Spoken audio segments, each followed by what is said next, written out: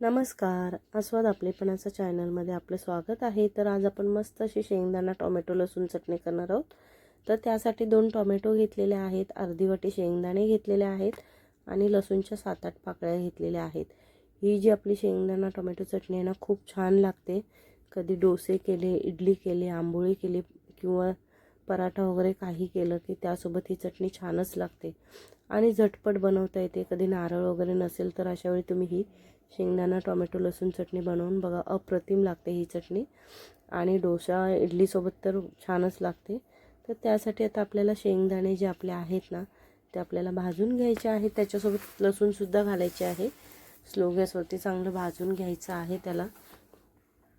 आणि कधी घाई गडबडीच्या वेळेला ही चटणी आपण अशी वेळ वगैरे असेल तेव्हा बनवून सुद्धा ठेवू शकतो स्टोअर करून, म्हणजे आठवड्याभरासाठी वगैरे, म्हणजे आपल्याला पाहिजे तेव्हा आपण ही झटपट वापरू शकतो।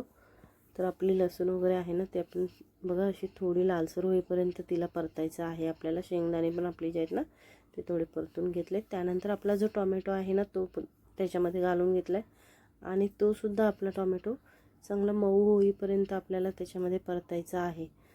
स्लो गॅसवरतीच आपल्याला हे सगळं भाजून घ्यायचं आहे, म्हणजे टोमॅटो वगैरे चांगला आपला मस्त मऊ होतो आणि सगळं शेकलं जातं। म्हणजे टोमॅटोचा जो कच्चेपणा असतो ना, तो सुद्धा निघून जातो त्याच्यामध्ये।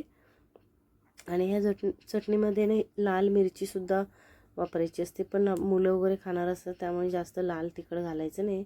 तर आपण आता हे भाजून झालेलं आहे, थंड करून घेऊयात।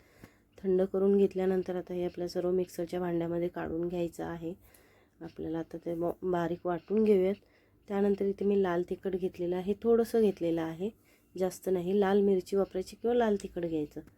त्यानंतर चवीनुसार मीठ घालून घेतलेलं आहे आणि आता आपल्याला याच्यामध्ये पाणी घालायचं आहे आणि पाणी घालून आता आपल्याला हे चांगलं बारीक वाटून घ्यायचं आहे मिक्सरला। तर आता आपण हे एकदम बारीक वाटून घेतलं आहे, बाउलमध्ये काढून घेतलेली आहे चटणी आपली। तर हे बघा, मस्त अशी ही चटणी आपली आता तयार झालेली आहे। तिला तडका देऊयात। तर तडका देण्यासाठी इथे मी भांडं ठेवलं, थोडंसं तेल घालून घेतलेलं आहे। त्यानंतर आपल्याला